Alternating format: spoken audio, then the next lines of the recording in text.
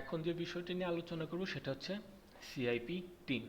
অনেক সময় দেখা যায় সিআইপি যারা আছেন বা কর্পোরেট কমিউনিটি আইডেন্টিফাই পুর যারা আছেন তারা নিজেদের মধ্যে অনেক সময় একটি দল গঠন করে থাকেন। তো সেটাকে আমরা বলি সিআইপি টিম।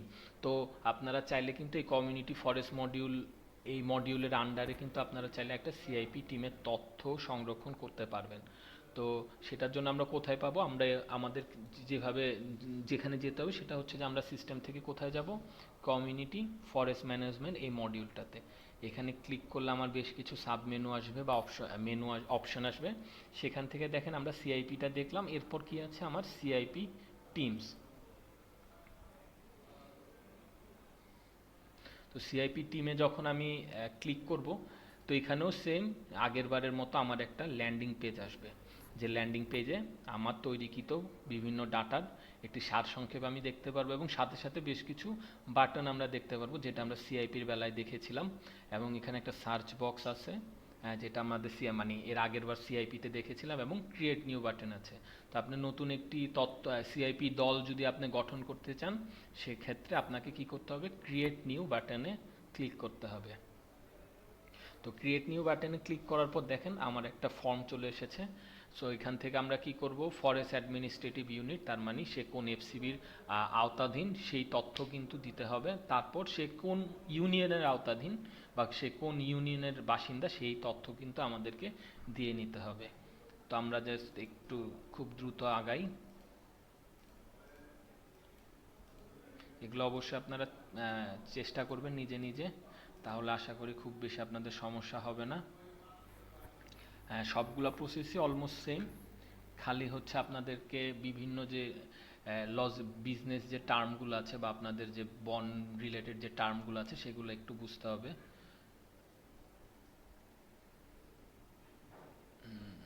ওকে, আচ্ছা চলে এসেছে। এখন এরপর থেকে আমি জাস্ট যে কোনো একটা আমি র্যান্ডম দিচ্ছি, কিন্তু এইখানে আপনারা যখন আপনারা তথ্য দিবেন তখন কিন্তু অবশ্যই প্রপার তথ্যটা কিন্তু দিবেন। আমি জাস্ট আপনাদেরকে দেখানোর জন্য এখানে আমি র্যান্ডম তথ্য দিয়ে নিচ্ছি। তারপর কি করব, আমরা একটা এনজিও সিলেক্ট করব। তারপরে সিআইপি একটা টিমের নাম দিব। দলের তো বিভিন্ন দলের নাম হয় না, তো এখানে ধরেন একটা দলের নাম দিব আমরা। তারপর হচ্ছে যে এখান থেকে আমরা সিআইপি সিলেক্ট করে নিব। তারপর হচ্ছে আদার কোনো মেম্বার থাকলে সেটা দিয়ে নিব, ডেজিগনেশন নেম, এবং কোন সিআইপির কি ডেজিগনেশন, বা যখন একটা দল গঠন করা হয় আমরা জানি সেই দলে কিন্তু বিভিন্ন পদবি থাকে। তো আমাদের এই বেলাও সেম, আপনারা যখন সিআইপিদের মধ্যে দল গঠন হবে তখন কিন্তু বিভিন্ন সিআইপিদের এক একটি ডেজিগনেশন বা এক একটি পদবি থাকবে। তো এখানে আপনারা ওই পদবীর নামটা দিবেন এবং অ্যাড মেম্বার করতে পারবেন। আমি একটু জাস্ট একটা অ্যাড মেম্বার করে নিই। ঢাকা।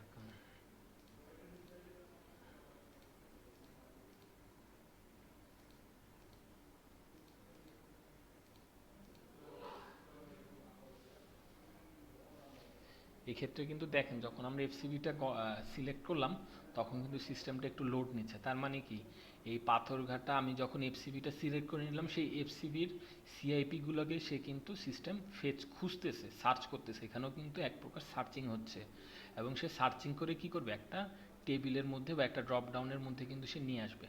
তো এই কারণে এখানে একটু আমাদের সময় নিতে হবে, কারণ আমাদের প্রায় 84,000 উনানব্বইটা আপনারা দেখছেন যে 84,000-এর মতো ডাটা আছে। তো এটা কিন্তু হিউজ পরিমাণ ডাটা। তো এইগুলো লোড নিতে একটু সময় নিতে হবে। তো এখানে এই সব ক্ষেত্রে আপনাদের একটু ধৈর্য রাখতে হবে।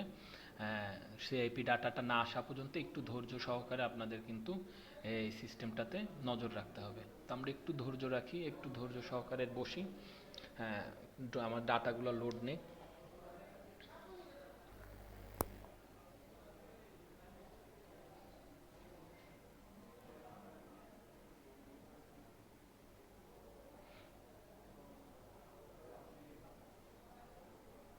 এখানে বিশাল পরিমাণ ডাটা, তো আপনার ডাটাগুলো একটু লোড নিবে। সো এখানে আতঙ্কিত বা এখানে ভয় পাওয়ার কিছু নেই। সিস্টেম নিজের মতো করেই লোড নিয়ে আবার আগের অবস্থান বা আগের পেজ আপনাদেরকে নিয়ে যাবে। তো এখানে এই সব ক্ষেত্রে আমরা একটু ধৈর্য ধরবো। আচ্ছা, আমরা সামনে অগ্রসর হই।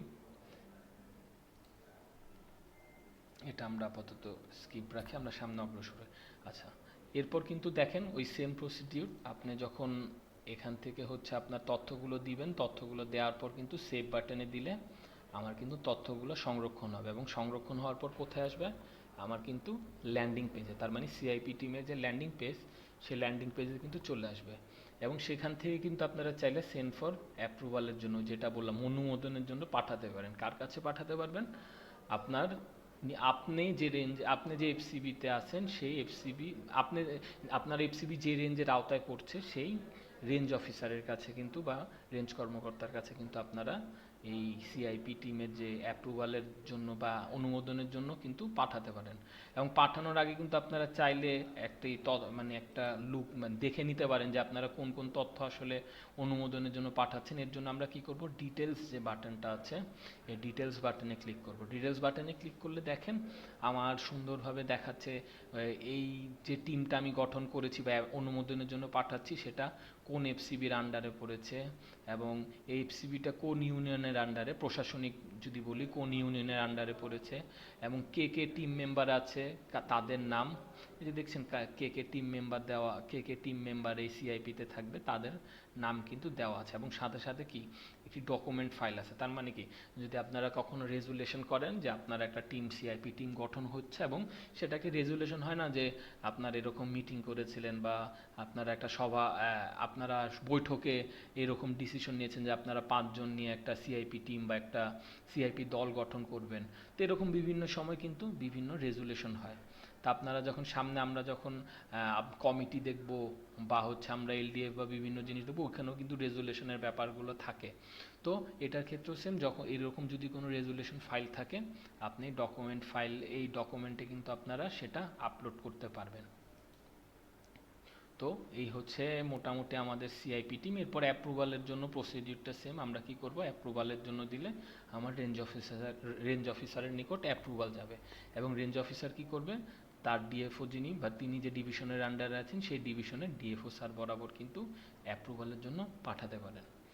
আচ্ছা, এরপর আসেন আমরা যে বিষয়টা দেখব সেটা হচ্ছে বেনিফিশিয়ারি।